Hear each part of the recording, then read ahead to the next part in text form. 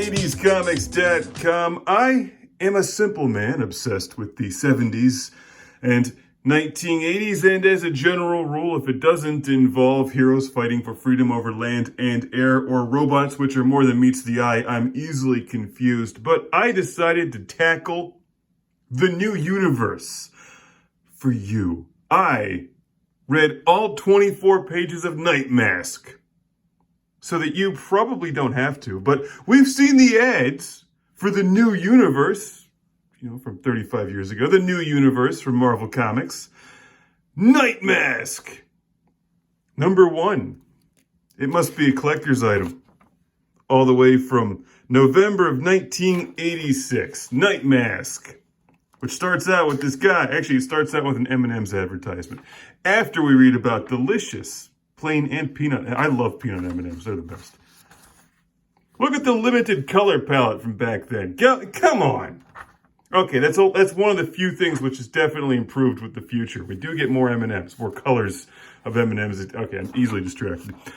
So we get this naked dude running through a dream. All right, so it's like Dreamscape, but not nearly as good.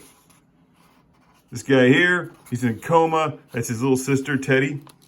Even though it's the 80s, you really can't tell if it's a boy or a girl from the hair, because, it's the 80s. And Teddy looks like he could she could easily be in Wham, but, just saying. Look at that fashion. It's like flock of seagulls up in here.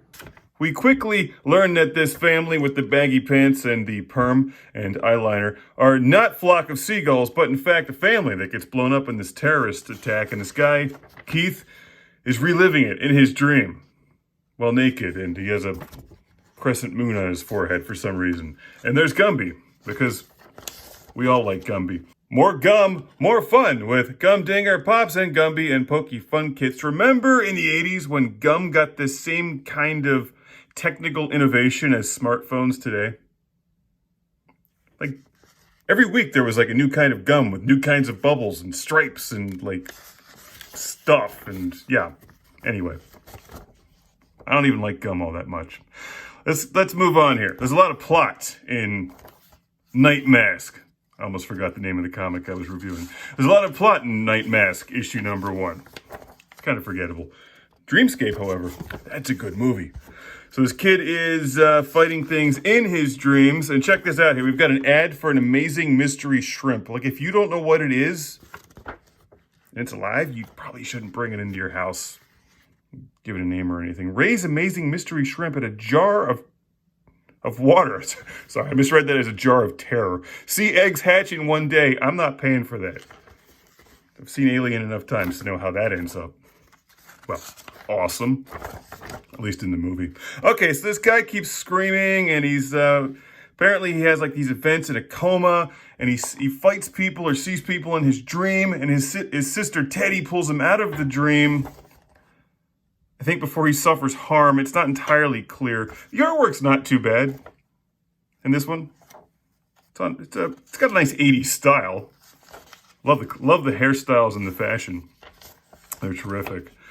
Though it's not entirely clear what's really going on. The storyboarding's a little bit all over the place. I guess with the whole dream thing they've got going on, they can bounce from one location to another. So I'm a little confused as to why they're on a boat here. There's people playing violins with blindfolds, and then in the next shot here they're driving, and he's diving into another dream and fighting this dude called the Gnome, because all bad guys in superhero comics need names, like cool names, like the Gnome, even though it's not that cool. So he's fighting the Gnome. It'd been better if his name was Garden Gnome, except this time Nightmask is wearing his Nightmask costume. Which looks like he, cobbled together a couple other superhero costumes from the thrift store.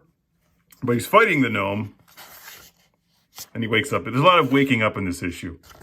And by the way, if you're playing the Nightmask drinking game, drink every time you read the word dream. You won't make it past page 5, I'm telling you. It's a quiet wing of the hospital, closed for renovation. A good place to wait for this comic book to get more exciting, which it really doesn't in issue number 1. I wonder if Nightmask has continued, if they're still making, I don't think they are. I'm not sure how long the new universe comics lasted, but I don't recall any of them being fantastic, but I could be wrong. I mean, there were other great new universe, universe, that's the word I'm looking, new universe comic books like Cyforce and Spitfire that you probably don't remember. Nightmask. Nightmask. His name is Nightmask. Stop forgetting his nightmask. Look, clearly he's battling and he's kind of got he's got like a mask, and the artwork's not too bad here.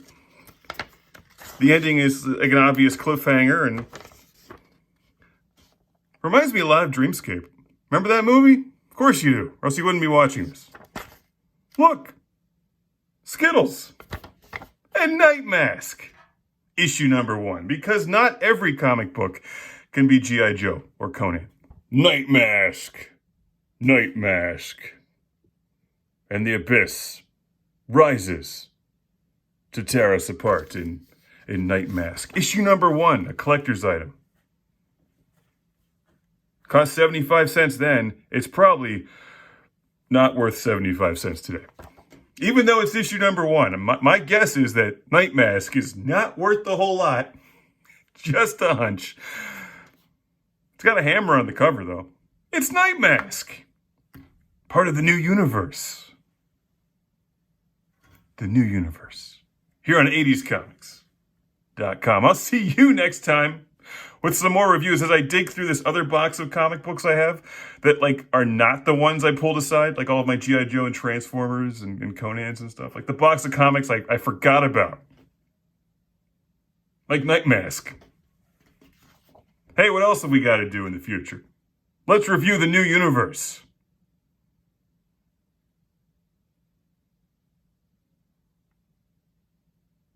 I mean, it's better than Ewoks.